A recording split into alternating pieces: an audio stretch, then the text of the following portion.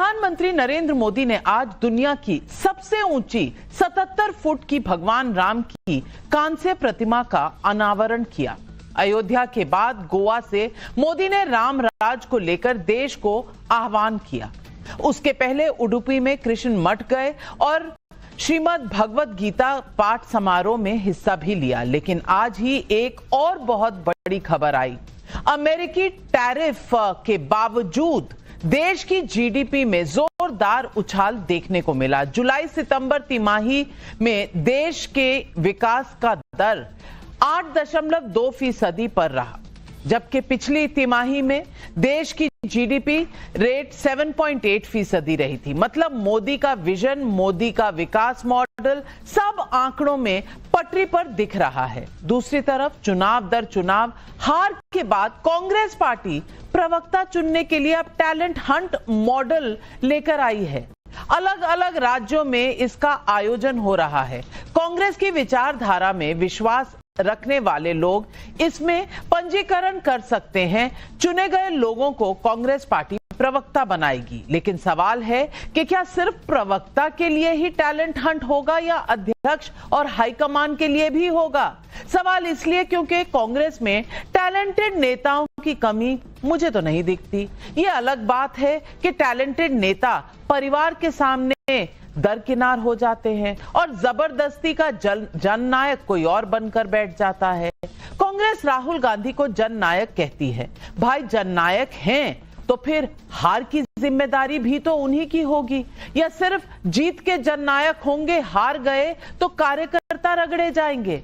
जितनी सीटें नहीं जीतते उससे ज्यादा तो राहुल गांधी के नेतृत्व में पार्टी की हार हो चुकी है। बिहार में 6 सीट जीते हैं, बस कुल सीट जीते हैं 6, और राहुल गांधी के नेतृत्व में हार हो चुकी है 95।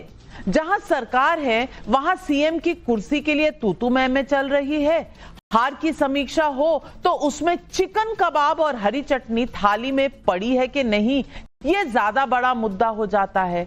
क्यों हारे, इस पर गोली बंदूक निकलने की नौबत तक आ जाती है। सवाल उठता है कि पार्टी है या फिर बनाना रिपब्लिक, और नेतृत्व कैसा है जो ना हार रोक पा रहा है, ना पार्टी में कलह ही रोक पा रहा है, ना गठबंधन को बांध कर रख पा रहा है, ना गठबंधन के नेताओं को अपने नेतृत्व का भरोसा दिला पा रहा है। ऐसे में पब्लिक पूछ रही है सवाल, जीते तो राहुल गांधी जननायक, हारे तो कार्यकर्ता खलनायक। यही है आज सवाल पब्लिक का।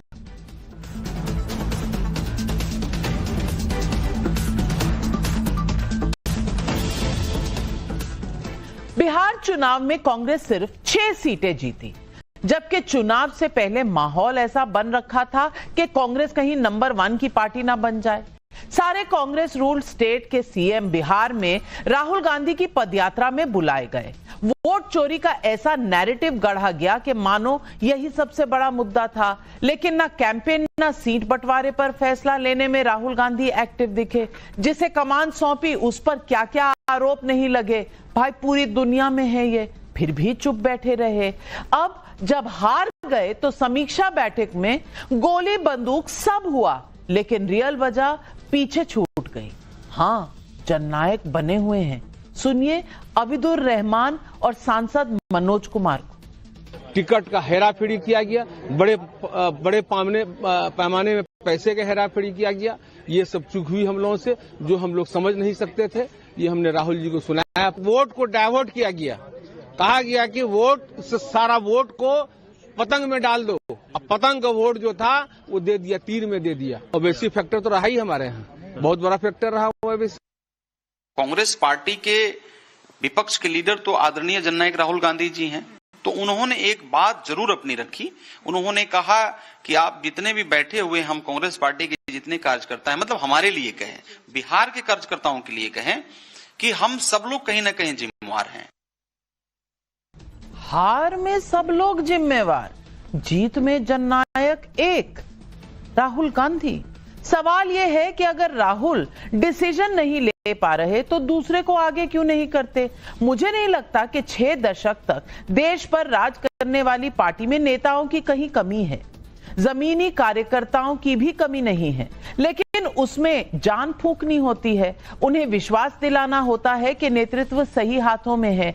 अनुभव, युवा शक्ति, इन सबको जोड़कर एक ऐसी टीम बनाई जाती है जो 24 घंटे काम करे। ऐसा नहीं होगा कि अचानक से आए, 2-4 दिन माहौल बना दिए, फिर विदेश निकल गए। राजनीति पार्ट टाइम प्रोफेशन नहीं है, ये मैं नहीं, सब कहते हैं। और जब तक आप इसे पार्ट टाइम मानेंगे, आप हार की सेंचुरी की तरफ आगे बढ़ेंगे। आने वाले कुछ दिनों में बंगाल, यूपी, गुजरात और असम जैसे राज्यों में चुनाव होने वाले हैं और कांग्रेस नेतृत्व की जो हालत है उसमें 95 हार से बढ़ते हुए ये आंकड़ा कब 100 को पार करने की तरफ बढ़ता जाएगा पता भी नहीं चलेगा, क्योंकि टॉप टू बॉटम हर तरफ कंफ्यूजन ही कंफ्यूजन है। कॉन्फिडेंस ऐसा लूज हो रखा है कि अब प्रवक्ता के लिए टैलेंट हंट हो रहा है।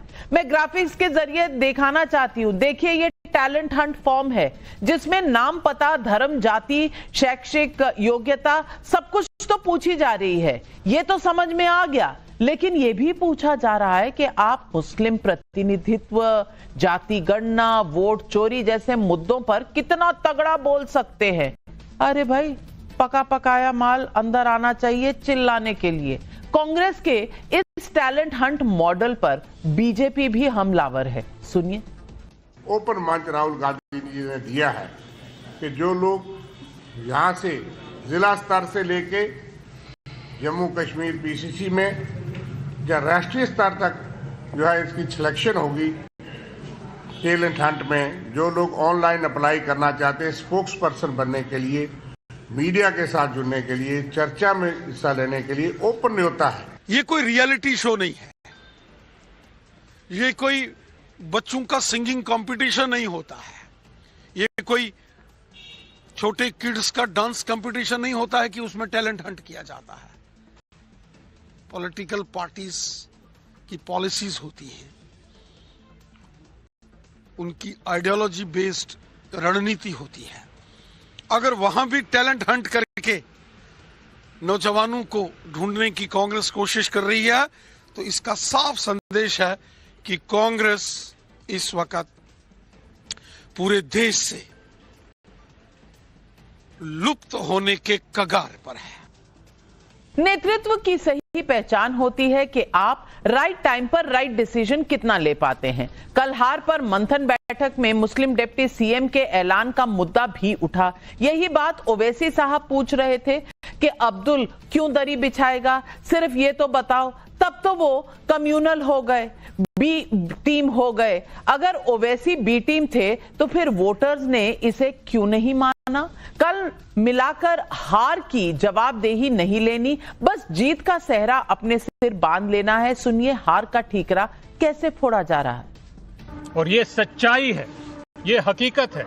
जब प्रक्रिया ही इतनी खराब है तो मोदी जी किस बात के ढिंढोरा पीट रहे हैं? अगर मोदी जी इतने पॉपुलर हैं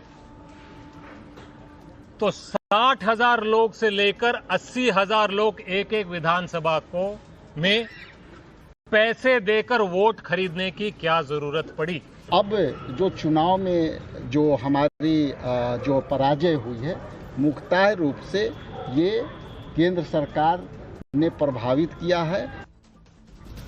ऐसे में सवाल पब्लिक का है। सवाल नंबर 1, राहुल गांधी कांग्रेस के लिए जननायक, तो फिर हार की जिम्मेदारी कार्यकर्ताओं की कैसे? सवाल नंबर 2, प्रवक्ताओं के लिए कांग्रेस का टैलेंट हंट, क्या हाईकमान के लिए भी ऐसा मॉडल लाएगी कांग्रेस? सवाल नंबर 3, जमीनी स्तर के नेताओं ने हार की सच्चाई बताई तो फिर राहुल गांधी ने जिम्मेदारी तय क्यों नहीं की? यही सवाल आज पब्लिक पूछ रही है और इन सवालों के जवाब देने के लिए आज हमारे साथ जुड़ रहे हैं बीजेपी की राष्ट्रीय प्रवक्ता राधिका खेड़ा मेरे दाहिनी तरफ, हमारे साथ हर्षवर्धन त्रिपाठी वरिष्ठ पत्रकार जुड़ रहे हैं, शादाब चौहान साहब नेता हैं AIMIM के, मेरी बाईं ओर आज जुड़ रहे हैं डॉक्टर राजकुमार राजन राष्ट्रीय प्रवक्ता RJD के, राजकुमार भाटी जी राष्ट्रीय प्रवक्ता समाजवादी पार्टी के। लेकिन सबसे पहले अश्विनी कुमार मिश्रा कांग्रेस के नेता से मेरा सवाल है। अश्विनी कुमार मिश्रा जी, अगर जीत गए तो जननायक राहुल गांधी और हार गए तो खलनायक आपकी पूरी पार्टी के बाकी कार्यकर्ता। ये कैसा आपका न्याय चल रहा है? और मैंने तो सब जगह कहानी पढ़ी है, आपने भी पढ़ी होगी, पूरे सोशल मीडिया में है कि वहां समीक्षा कम हो रही थी, चिकन टिक्का और चटनी पूरी है कि नहीं प्लेट में, ये देखा जा रहा था। टैलेंट हंट अलग चल रहा है। टैलेंट हंट, अगर टैलेंट होता तो 95 हार नहीं होते। अब टैलेंट हंट सिर्फ प्रवक्ताओं का होगा या बाकी कांग्रेस में भी कहीं टैलेंट होगा या नहीं होगा, इसकी समीक्षा कौन करेगा? Navika ji, good evening to your viewers.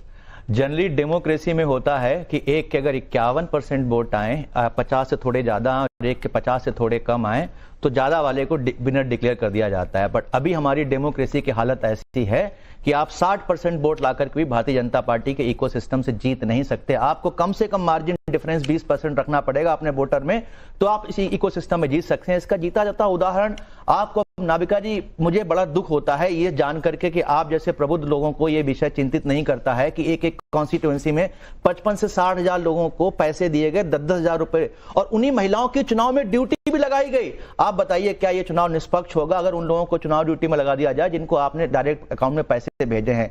रही बात राहुल गांधी की रिस्पॉन्सिबिलिटी की, उन्होंने क्यूमुलेटिव रिस्पॉन्सिबिलिटी की बात की, उन्होंने खुद की रिस्पॉन्सिबिलिटी की बात भी की। और कांग्रेस पार्टी एक डेमोक्रेटिक पार्टी है जहां पर रिस्पॉन्सिबिलिटी ऑन करते हैं। हमारे मोदी जी, हमारे अमित शाह, जो देश में हमले आते हैं उन तक की रिस्पॉन्सिबिलिटी नहीं लेते, देश की सिक्योरिटी की अकाउंटेबिलिटी नहीं लेते। तो इनसे तो रिस्पॉन्सिबिलिटी की बात करना मुझे लगता है बहुत बड़ी बेईमानी है। क्योंकि अगर आपको अगर कोई एक उदाहरण याद हो जहां मोदी जी ने बोला हो कि इसकी हम जिम्मेदारी लेते हैं, अमित शाह ने बोला हो इसकी हम जिम्मेदारी लेते हैं और हम कुछ करेंगे इसके सुधार के लिए, क्योंकि हम बात ही नहीं करते। आप देखिए ना, अभी आपके जो शुरुआत में आप बोल रहे थे, आप वहां क्या बात कर रहे थे कि मोदी जी ने राम मंदिर की प्रतिमा का उद्घाटन किया, गीता पाठ किया, मठ गए।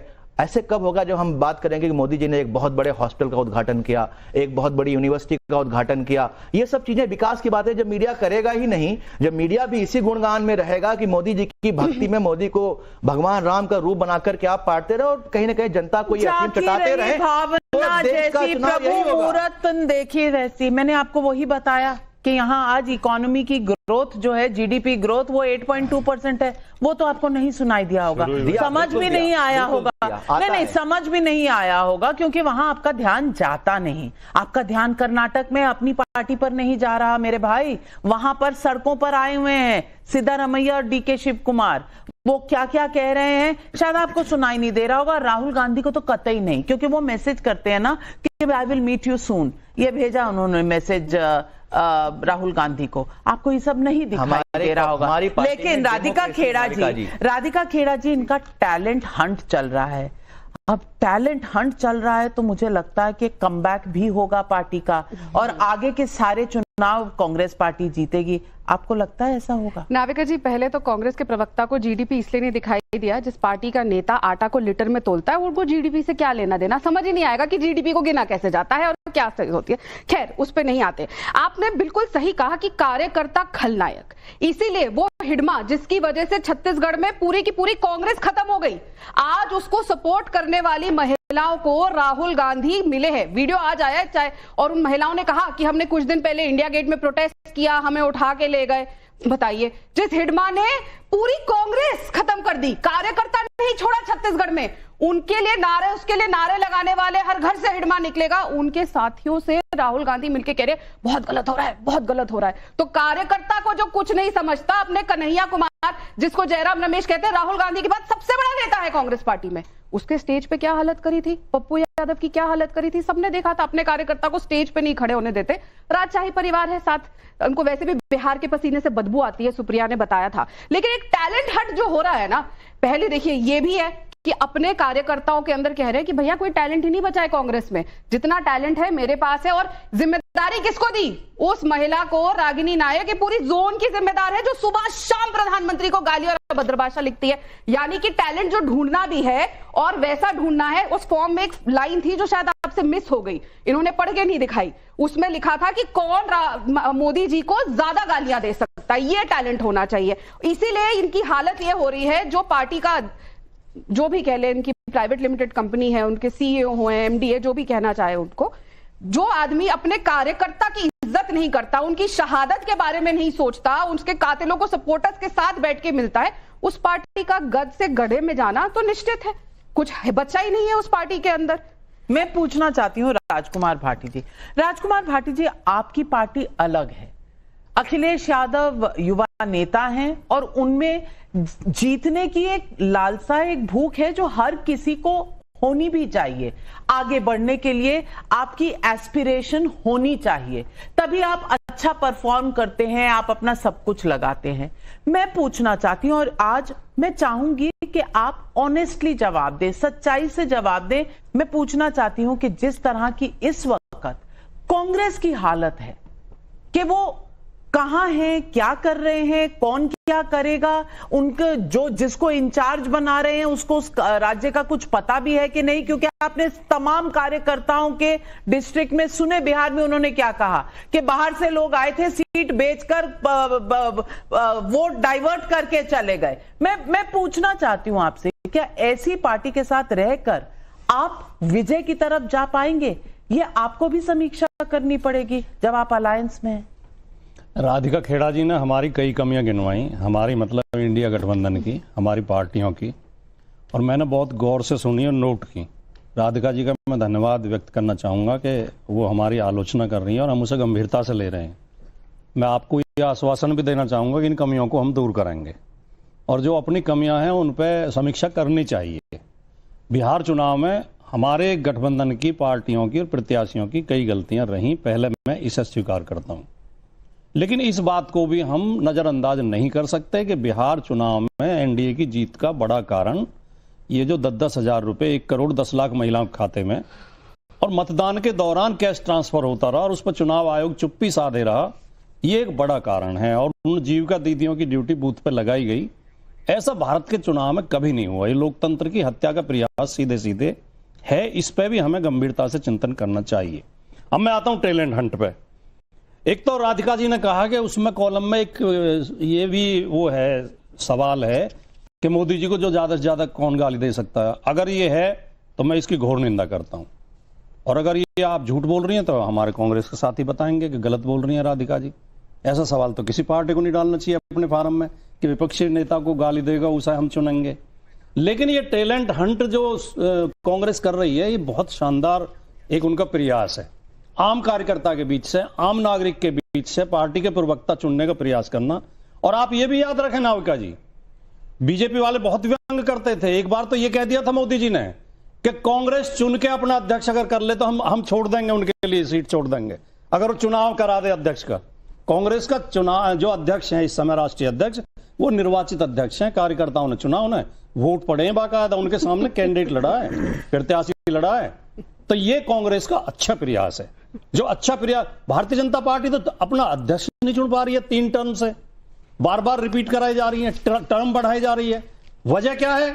मोदी जी में और आरएसएस में मतभेद है, नागपुर से सहमति नहीं मिल पा रही है। चलिए राजकुमार भाटी जी, अलग है, मोदी जी की राय अलग है। तो वो दिक्कत है ही नहीं ना, आपका अध्यक्ष लाइफ टाइम के लिए डिसाइडेड होता है, वहां तो चुनाव होता ही नहीं। तो इस मुद्दे को तो जाने देते हैं क्योंकि कंपैरिजन है नहीं। लेकिन मैं ये बात आपने ठीक उठाई, ये मेरे पास फॉर्म है नेशनल टैलेंट हंट का, इसमें वो मोदी की गाली वाली बात है नहीं। जो गाली देती है वो टैलेंट नहीं है तो राधिका जी माफी मांगे, फिर ये झूठ बोल रही है नहीं। अगर वो नहीं है तो राधिका जी माफी मांगे। एक पार्टी की राष्ट्रीय प्रवक्ता आपके चैनल पर झूठ बोल रही है। आप टैलेंट सर्च करिए तो वो अपने जैसा टैलेंट ही तो सर्च करेगी, फॉर्म में लिखा हो या ना लिखा हो, गाली वाला टैलेंट ही आएगा। राधिका जी ये तो नाविका जी 20 नहीं पता है या नहीं है, राधिका जी बता रही है, सवाल नहीं है।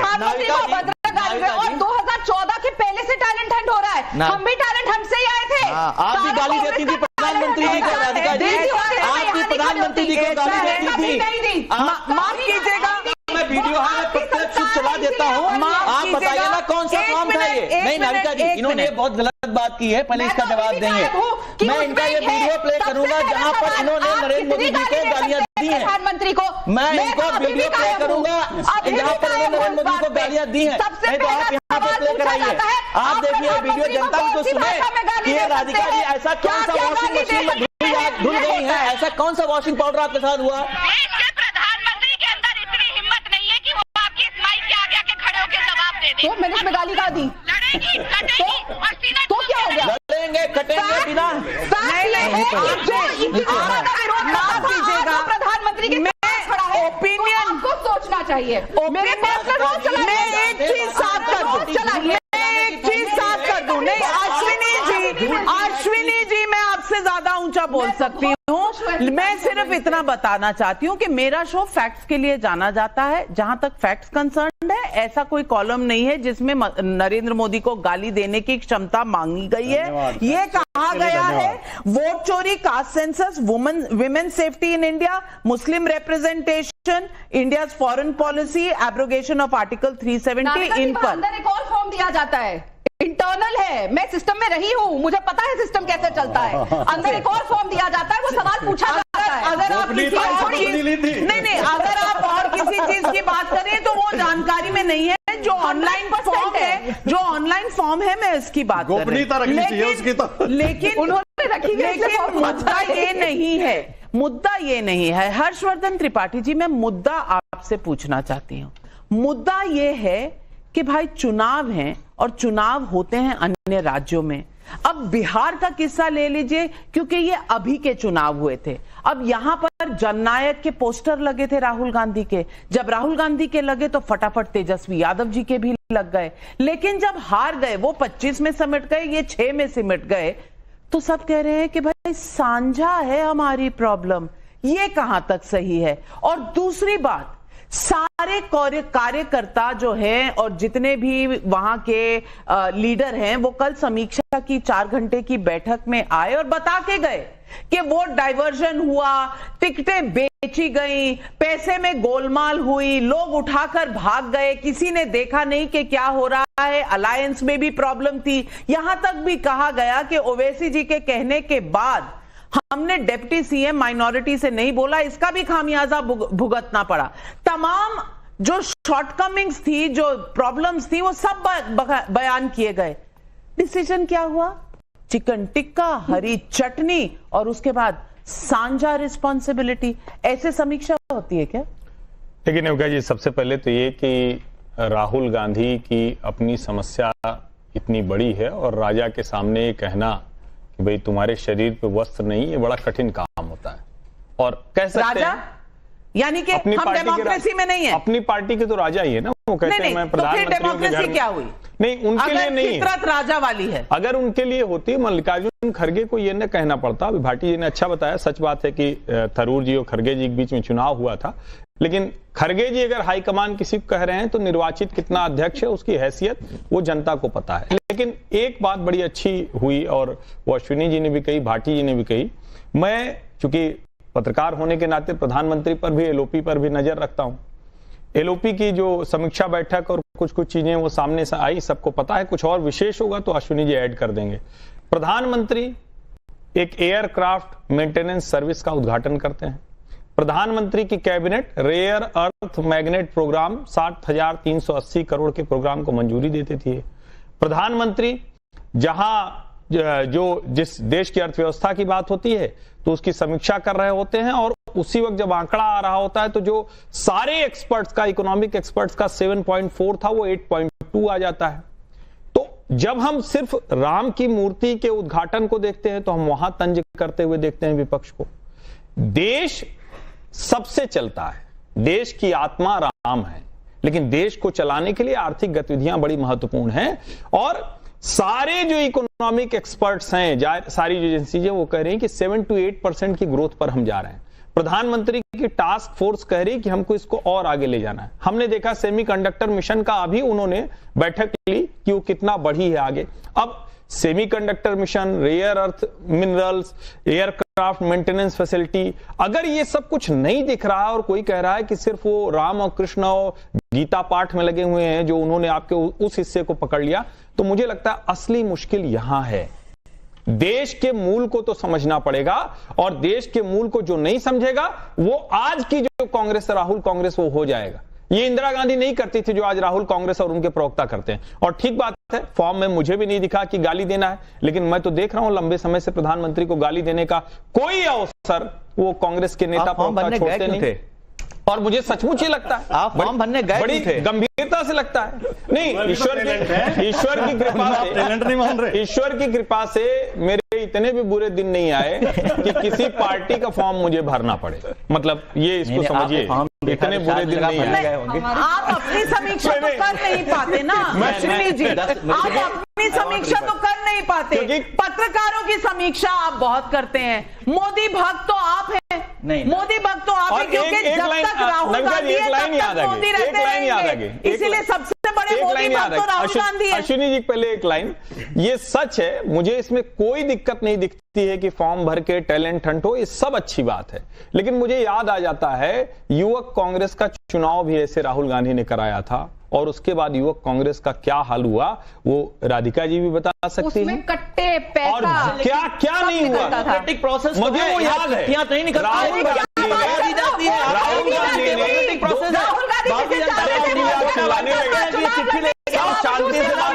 सब शांति से बात कर रहे थे, आप चिल्लाने लगे। लेकिन मूल सवाल से पूछा जाना चाहिए, राहुल गांधी कब सीरियस होंगे? नविका जी, मैंने देखा है आपके पांव में चोट लगी थी तब भी आप डिबेट कर रही थी, आपके हाथ में चोट लगी थी तब भी आप डिबेट कर रही थी, और जब डी डेज होते हैं तब तो मैं आपको यहीं देखता हूं, लगता है यहीं मतलब कब जाती हैं कब। लेकिन राहुल जी चुनाव के पहले, चुनाव के बीच में, चुनाव के बाद। और एक लाइन का और जिक्र कर दूं, उसके बाद फिर मेरा समय खत्म हो जाएगा। आज मैंने एक बहुत अच्छी चीज देखी। भगवान आपको दीर्घायु दे। आप क्यों कह रहे हैं मेरा यहाँ का समय, अभी मैं अपना समय दे रहा हूं। अखिलेश जी ने SIR BLO के जरिए SIR फॉर्म भरा है। हर पार्टी के राष्ट्रीय नेता को यह काम करना चाहिए, अराजकता बंद करना चाहिए। अखिलेश यादव ने आज बहुत अच्छा काम किया है। मुझे लगता है लोकतंत्र को मजबूत करना है तो सबको ही काम। मैं इसीलिए भाटी जी को कह रही थी कि अखिलेश यादव और राहुल गांधी में मूल अंतर है, जमीन से जुड़े हुए होने का अंतर। और पता नहीं क्यों मुझे एक पंक्ति याद आ रही है किसी की, वो ये कहा गया था कि सक्सेस के लिए ये जरूरी नहीं है कि आप में बहुत बड़ा टैलेंट हो, सक्सेस के लिए ये जरूरी है कि आप वहां युद्ध स्थल पर रोज मौजूद हो, रोज अपना काम करे, निरंतर प्रयास करे। और हम सब ये कहते हैं कंसिस्टेंसी इंपॉर्टेंट है।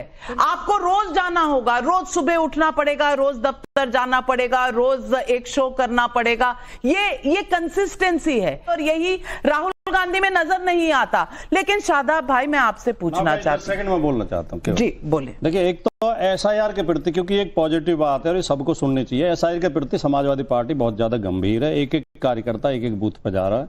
कल मुझे भी 1010 मतदाताओं की जिम्मेदारी दी गई थी। मैंने एक एक घर में जाकर चेक किया कि किस किस के फार्म भर गए हैं। हमारी पार्टी के लोग गंभीरता से लगे हुए हैं। एक जो है अभी जो बहुत वो GDP की और अर्थव्यवस्था की बातें भी की गई, आज के अखबारों में, शायद पता नहीं आपने आज के अखबार नहीं पढ़े, आज के अखबार में खबर है कि IMF ने C ग्रेड दिया इंडियन इकोनॉमी को, अंतर्राष्ट्रीय मुद्रा कोष ने, और ये माना है कि भारतीय सरकार की आंकड़ों में गड़बड़ी है, आंकड़ों में घालमेल है। आज के सारे अखबारों में खबर है।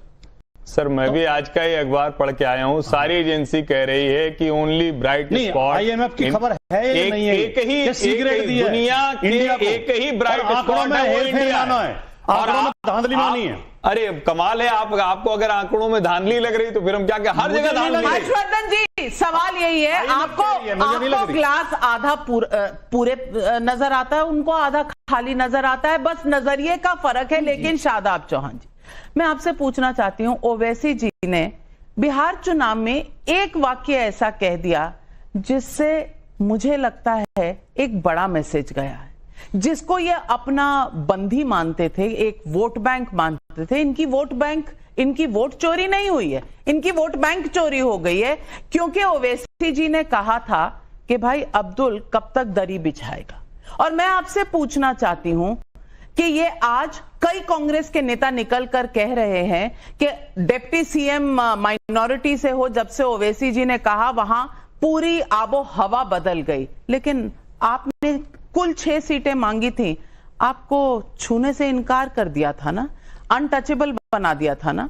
नहीं, बिल्कुल नाविका जी, ये जो सो कॉल्ड सेकुलर पार्टीज हैं वो बात तो करती है बीजेपी को हराना है, लेकिन मुसलमानों को वो वोट डालने वाला रोबोट समझती हैं कि कमांड देंगे कि बीजेपी को हराना है, नहीं तो वो वोट दे देगा आपको। दूसरी बात ये कि हमने 15 में हम लोग चुनाव हारे, आपने कहा था कंसिस्टेंसी की बात, 15 में हमको 0 आया था बिहार में, 20 में 5 जीते, 4 हमारे तोड़ लिए गए, लोकतंत्र की हत्या कर दी गई, उसके बाद जनता ने हमको दिया। तो हमारा मानना यह है कि हम इस पर राजीत करते हैं कि करत करत अभ्यास जड़मती हो तो सुजान, रसरी आवत जाते सिल पर परत निशान, कंटिन्यू जनता के बीच में। और जब जनता ने हमको अब भी 5 जिताकर भेजा है तो एकमात्र नेता है पूरे देश में बैरिस्टर ओवैसी साहब जिसने जनता का धन्यवाद किया सीमांचल में जाकर के। और ये लोग क्या करते हैं, हमने 6 मांगा, इन्होंने हमको नहीं दिया। जिस प्रकार कौरवों को अहंकार था, उन्होंने पांडवों को 5 गांव नहीं दिया, इनको भी अहंकार है। और आज उत्तर प्रदेश में चुनाव होने वाला है, मैं भाटी जी मौजूद है, मैं इस बात को स्पष्टता के साथ कह रहा हूं कि आपने कहा अखिलेश जी युवा है, बैरिस्टर ओवैसी साहब भी युवा है, मैं आपको स्पष्टता के साथ कह रहा हूं कि हम लोग उत्तर प्रदेश में वोट डालने वाला रोबोट नहीं है सर। अब अब्दुल दरी नहीं बिछाएगा, अपने लिए कुर्सी लगाएगा, उस कुर्सी पे गर्व से बैठेगा, क्योंकि पॉलिटिकल रिप्रेजेंटेशन की बात कर रहे हैं। एक्सट्रीमिस्ट कहते हैं, आपको तो बी टीम कहते हैं, क्यों देंगे आपको? अखिलेश जी देंगे क्या? 10 सेकंड नाविका जी, 10 सेकंड। जिसने हमको उग्रवादी कहा, जिसने मुझको उग्रवादी कहा, जिसने हमको अहंकार में छोड़ दिया, उसको सीमांचल और बिहार की जनता ने जवाब दे दिया। अगर उत्तर प्रदेश में कोई हमको उग्रवादी कहेगा, बी टीम कहेगा और साथ मिलकर के बीजेपी को नहीं हराएगा, तो अब जनता जवाब देने वाली है कि हमारे बगैर बीजेपी को आप नहीं हरा सकते। अब्दुल कुर्सी नहीं बिछाने वाला है, बराबर की हिस्सेदारी होगी, एक कुर्सी अखिलेश जी की होगी तो दूसरी कुर्सी ओवैसी साहब की होगी। अब ये नहीं चलेगा, समाजवादी पार्टी देगी कि नहीं देगी? हमारा यही मतभेद है, कर दिया, वरना ये भी नहीं आती। जो शादाब चौहान बोल रहे हैं यहीं पर हमारा मतभेद है। शादाब चौहान अपनी पार्टी की बात रखें, अपना पक्ष रखें, सीटें मांगें, गठजोड़ में शामिल होने का प्रयास करें, लेकिन किसी धर्म की, किसी जाति की ठेकेदारी ना करें। जो पार्टियां धर्म के आधार पर ठेकेदारी करती हैं, चाहे वो बीजेपी हो, चाहे वो MIM हो, दोनों तरफ की सांप्रदायिकता से हमारा विरोध है। फॉर्मूला भूल गए। अब राजकुमार अच्छा भाटी जी हर्षवर्धन त्रिपाठी और मैं मुलायम सिंह जी की पार्टी को कब से कवर कर रहे हैं, जरा बता दीजिए। नविका जी, एक फैक्ट है सबसे पहले, IMF की रिपोर्ट मैंने खोल ली, और वैसे तो बहुत लंबी रिपोर्ट है, उन्होंने सब कुछ बताया है, लेकिन 2 लाइन पढ़ देता हूं। Overall the IMF outlook underscores India's economic stability and adaptability, positioning it as a bright spot in a world projected to grow this. IMF की रिपोर्ट ये कह रही है। बीच में से एक वाक्य निकाल के आपने सुना दिया। नहीं सर, सीक्रेट दिए नहीं दिए, पढ़ सकता हूं, ग्रेड डाउन किया नहीं किए, झूठ नहीं बोला, सीक्रेट दिए नहीं दिए। आप बहुत बड़े, मैंने सिर्फ उसका कंक्लूजन बताया। मैं IMF की रिपोर्ट से पढ़ रहा हूं, आप जाने कहां से?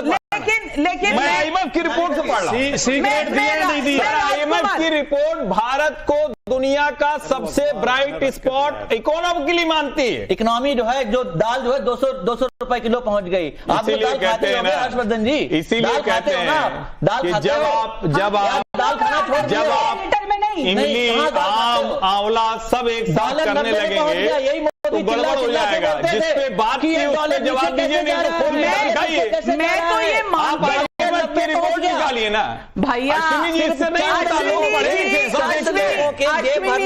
देश तरक्की नहीं करता। अश्विनी जी, मैं तो यही कह रही हूँ कि महंगाई है, बेरोजगारी है, डॉलर बहुत हाई जा रहा है, रुपी लो है, लेकिन फिर भी आप पब्लिक ओपिनियन बना नहीं पा रहे हैं। टाइम्स ऑफ इंडिया में अधिकारी विफल है, ये आज देश जान गया। लेकिन राजकुमार राजन जी, मैं आपसे पूछना चाहती हूँ, राजकुमार राजन जी, अभी 2 चीजें हुई, शायद किसी ने नोटिस नहीं किया। भाटी जी ने कहा SIR में हम पूरी तरह पार्टिसिपेट कर रहे हैं, तृणमूल कांग्रेस कह चुकी है कि हम पूरी तरह पार्टिसिपेट कर रहे हैं SIR एक्टिविटी में, यानी कि, और तेजस्वी जी ने भी वोट चोरी को कोई खास हवा दी नहीं थी बिहार चुनाव में, यानी कि एक अकेला राग हाँकने वाले वोट चोरी का वो राहुल गांधी हैं। अब राहुल गांधी के रास्ते जाने की वजह से आपने देख ही लिया उनकी पार्टी के लोग क्या कह रहे हैं। मैं आपसे पूछना चाहती हूं कि जब भी मैदाने जंग में जाना होता और मैं इलेक्शन को मैदाने जंग एक पोइटिक फॉर्म में कह रही हूं कि मैदाने जंग में जाना होता है तो अपने स्ट्रेंथ और अपनी वीकनेस देखनी पड़ती है। राहुल गांधी हर अलायंस की स्ट्रेंथ बन रहे हैं या वीकनेस? आपका आकलन क्या है? नाविका जी, बिहार का चुनाव संपन्न हुआ और बिहार का चुनाव एक बहुत बड़ा संदेश देता है देश को, और वह संदेश है कि चुनाव की प्रक्रिया में जिस तरह से आचार संहिता का उल्लंघन हुआ, अगर हर राज्यों में हर चुनाव में ऐसा उल्लंघन होगा तो चुनाव परिणाम जाहिर सी बात है कि बिहार की तरह होगा। माननीय राहुल गांधी, अभी जो डिबेट चल रहा था, बहुत सारी बातें चल रही थी और उन बातों में कहा गया कि टैलेंट हंट पर व्यंग किया जा रहा है। टैलेंट हंट एक लोकतांत्रिक प्रक्रिया है। यह देश लोकतांत्रिक प्रक्रियाओं का एक बहुत बड़ा हिस्सेदार है और वह छोटे से लेकर बड़े कार्यों में टैलेंट हंट का एक विशेष महत्व है। उसका सम्मान करना चाहिए, उसका विरोध नहीं करना चाहिए, व्यंग नहीं करना चाहिए।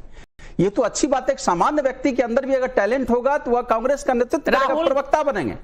दूसरी बात, बिहार के चुनाव में राहुल गांधी हो या माननीय तेजस्वी जी हो, विपक्ष की पूरी पार्टियां हो, बहुत मुस्तैदी से बिहार के चुनाव में मुद्दे को लेकर जनता के बीच गए थे और मुद्दे की बात की गई थी।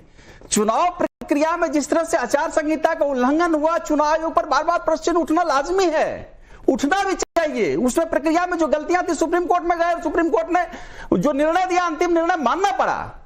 लेकिन चुनाव की आचार संहिता लागू है और एक विधानसभा में लगभग 125 करोड़ रुपए जिस तरह से बांटे गए, न केवल बांटे गए, चुनाव के ठीक एक दिन पहले हर फ्राइडे को जब भी ऐसा होता था, आप देखें कि हर महिलाओं के अकाउंट में 10-10 हजार रुपया जा रहा है, वृद्धा पेंशन का रुपये जा रहे हैं। ये लोकतंत्र का कौन सा मूल्य है जब चुनाव के बीच में आप वोट खरीद लेंगे?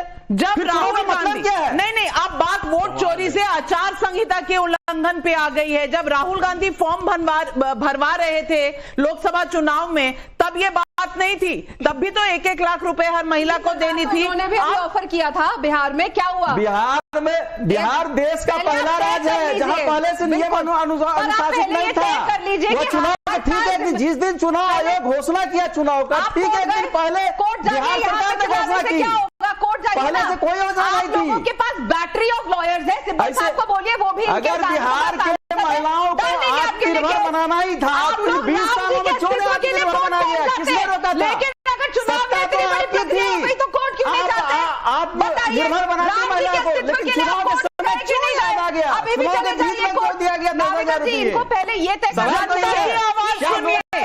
जनता की आवाज सुनिए, जनता क्या पूछ रही है। आसिफ खान का हैदराबाद से सवाल है, कांग्रेस मुस्लिम डिप्टी सीएम की मांग पर ओवैसी को कम्युनल बता रही थी, अब कांग्रेस नेता यही बात कर रहे हैं तो राहुल गांधी चुप क्यों हैं? राहुल कुमार कैथल हरियाणा से सवाल पूछ रहे हैं, कह रहे हैं कांग्रेस राहुल गांधी को जननायक मान रही है, तो फिर कांग्रेस प्रवक्ता बताएं हार का खलनायक कौन है? जवाब दीजिए। जनता जवाब जो है आने वाले समय में भारतीय जनता पार्टी को देगी, उखाड़ फेंकेगी, प्रोवाइडेड ये इलेक्शन ट्रांसपेरेंसी से हो। रही बात जनता की जो भावना है, वो कह देता हूं, जनता की भावना है। अदम गोडबे जी की एक लाइन है कि तुम्हारी फाइलों में गांव का मौसम गुलाबी है, मगर ये आंकड़े झूठे, ये दावे किताबी हैं। तुम्हारी मेज चांदी की, तुम्हारे जाम सोने के, यहाँ जुम्मन के घर में आज किस सरकार के समय गोडबे साहब ने लिखा है? भाटी जी बता दें, 2 करोड़ भाटी जी बता दें, मैं नहीं बताना चाह रहा हूं। अदम गोडबे ने किस सरकार के लिए लिखा? पूछे आ गए हो आपके लिए पढ़ के आते हैं, लेकिन तारीख नहीं। भाटी जी को भी पता है। टैलेंट सर्च में पुराना कंटेंट पेश ही है, अभी ओरिजिनल थॉट का टैलेंट सर्च नहीं हुआ है। राधिका जी, एक एसआईआर पे बहुत 10 सेकंड, एक एसआईआर पे लखनऊ में था, बता रहा हूँ एसआईआर में कैसे धांधली हो रही। मैं अपने साले की शादी में गया हुआ, तो वहाँ बीएलओ आते हैं, बोलते हैं कि आपके यहाँ पर 3 वोटर लॉस्ट हैं। मेरे साले की शादी में वहां पर बीएलओ आते हैं, पूछते हैं आपके यहाँ 3 वोटर हैं? मैंने कहा ये तो नहीं है। तो बोलता है इनके नाम काट देते। बाद पता चलता है कि वो जो रॉन्ग मकान नंबर का लेकर के वहां पर ब्यूरो करने आया था। और ऐसी कितनी जगह धांधलियां हो रही होंगी, आप मुझे ये बताइए। एक बीएलओ आकर के वहां पर मेरे सामने की घटना है, वो पूछता है 3 व्यक्ति हैं, BLO को जानने के बाद इनका ये हाल है। BLO को जानने के बाद, शादी में निमंत्रण देने के बाद इनका ये हाल है कि नाम डिलीट हो जा रहे हैं। लेकिन मेरे नाम नहीं थे, वो मेरे साले के घर वाले थे, उनके नाम थे, मैं तो वहां पर गेस्ट था। राधिका, एक सवाल पूछना चाहती हूँ। राहुल गांधी ने बड़ा नैरेटिव चलाया, वोट चोरी हो गई, वोट चोरी। बिहार चुनाव के बीच में हरियाणा के बारे में प्रेस कॉन्फ्रेंस करके कहा वोट चोरी हो गई।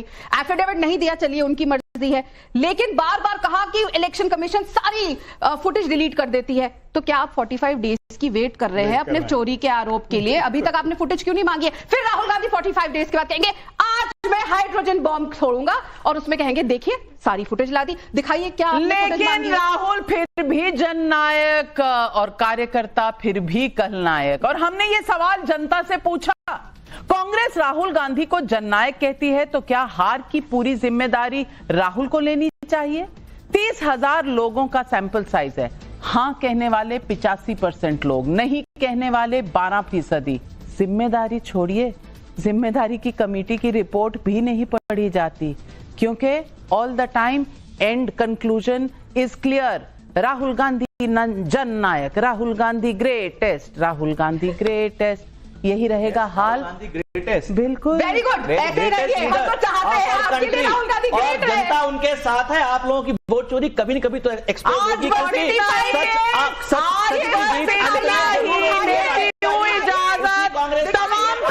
For more of such videos, do like, share and subscribe to ET Now Swadesh.